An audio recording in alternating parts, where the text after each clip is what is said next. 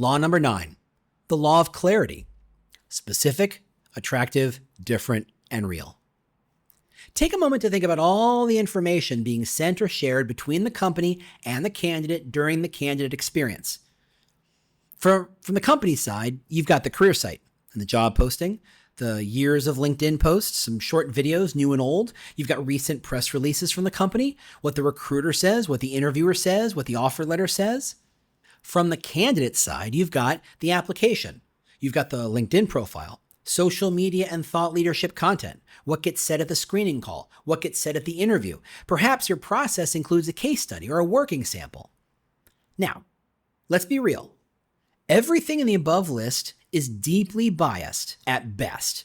Maybe it's overly aspirational spin or outright bullshit. Career sites make the company sound like they just invented paid time off. Job postings are so filled with junk, you need a map and a native guide to kind of figure out what the heck the job even is half the time. Social media channels are rife with, we took the day off to paint a school, ignoring 99.9996% of all of what the company actually does all day long. Whoa, hold on. Don't get all high and mighty there, friendo. Your resume is a set of cherry-picked wins glazed like a donut with power words and overgenerous and poorly attributed outcomes. And your LinkedIn channel makes it sound like your resume came to life. Either way, none of those things are really you. And because of that, much of what both sides see and hear up through the interview is like looking at someone through their press clippings, like trying to see what someone looks like with an amazing lighting and then lenses smeared with Vaseline. All this is to say that the process of recruiting has a lot of information flowing back and forth, but how much of it is actually useful? On both sides, what everyone is desperately missing is clarity. Now, clarity is messy. What your lawyers think of as clear can feel like trying to find a light switch in the dark while wearing sunglasses. What your hiring manager, who is an expert in their chosen field, thinks is clear, is like trying to read hieroglyphics upside down. So how do we decide what clear means? Things that are clear meet 4 specific criteria. They are specific, attractive, different, and real. Specific, meaning that what's said isn't just bluster or spin, but concrete claims with proof. It's the difference between saying we offer world-class benefits, yikes, and we offer 12 vacation days, 21 PTO days, and pay 90% of all health insurance premiums. One is a nice thing to say, the other gives a lot of actual information. Attractive, meaning that it's something that the specific audience you're talking to cares about and wants. Does your audience care that your CFO is speaking at a conference or that your CHRO won an award?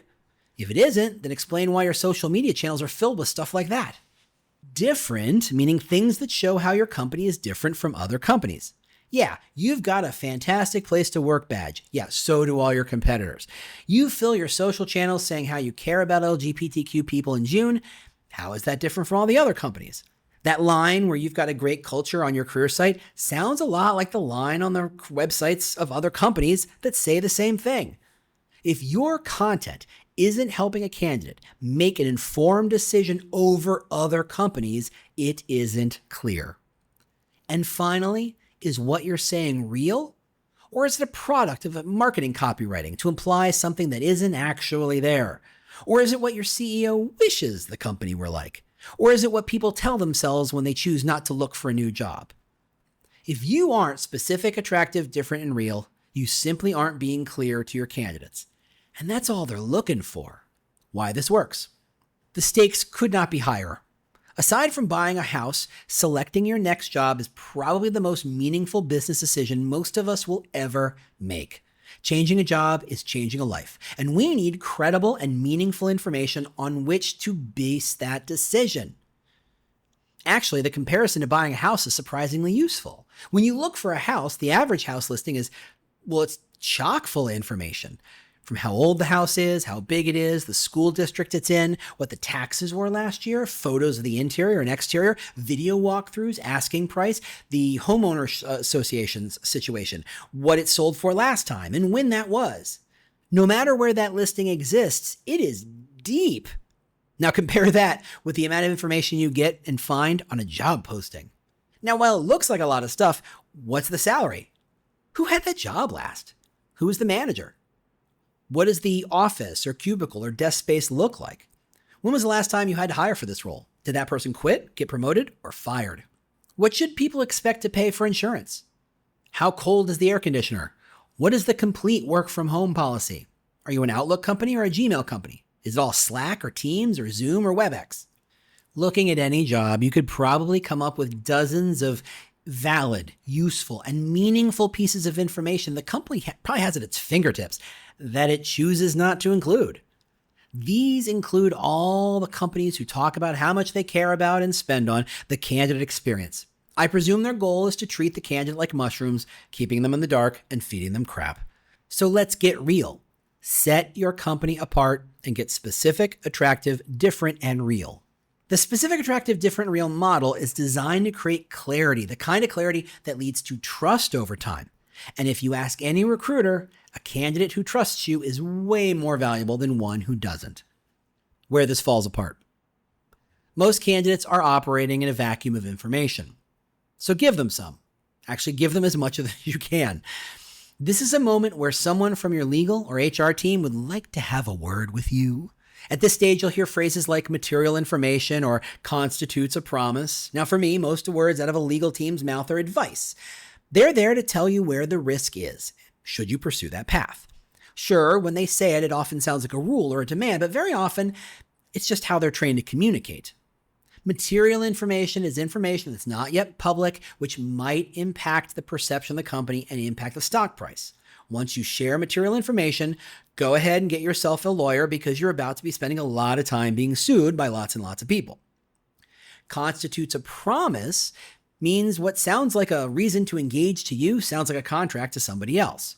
And when you make a promise in your marketing, people start calling your legal team and they will no longer be your friends. Honestly, it doesn't take much water to get someone dying of thirst to feel better. So while you may not be able to show pictures of the office or say the salary yet, anything you can share that's specific, attractive, different, and real that your customers won't sets you apart. Examples. Clarity exists in many forms in many places. If I were to look at your job application process, I'm probably going to be faced with a form requesting my demographics. That form is likely to be one of the worst written things on your entire career site. First, it's not necessary for a candidate to fill out that form to be a successful candidate. That data is voluntary in almost all cases, but it is written to sound like a mandatory part of the application. Second, while there's a ton of verbiage out there about how the government mandates the collection of this data and that it isn't directly connected to employment, it really sounds like it was written by the person who wrote that do not remove the tag under penalty of law, that one that's on your mattress, right? Semi-intentionally unclear about who should abide by these rules or who the rule is meant to help. And the outcome is likely rough. Underserved audiences might see this form as a means to filter out, quote unquote, certain types of people and refuse to fill it out out of fear of being one of those people. Other audiences will assume the data will be used to support quotas of undeserved folks and refuse to give the data for fear that they will be filtered out because of that. The current language doesn't have the clarity of purpose that inspires trust. And so consequently, you have pretty dismal completion rate. Just ask your HR team. You'll be surprised by what they tell you. Yeah, I'll wait. What if you replace that legal ease with something like, this company cares about doing everything it can to provide an open and inclusive workplace. And one of the ways we measure our success is by measuring basic demographic data. We can't get better if we don't know where we stand, right? So we're asking you to fill out the following form with your demographic information. If you choose to voluntarily complete this form, it will be immediately separated from your application and not be used in any way to determine who we select to call or interview. Thanks so much. Isn't that like way more understandable and clear than anything you have right now? Go run it by legal. They might ask that your language be used above their legal copy, but there shouldn't be a problem. And you will see the percentage of people who complete the form rise immediately. Clarity works.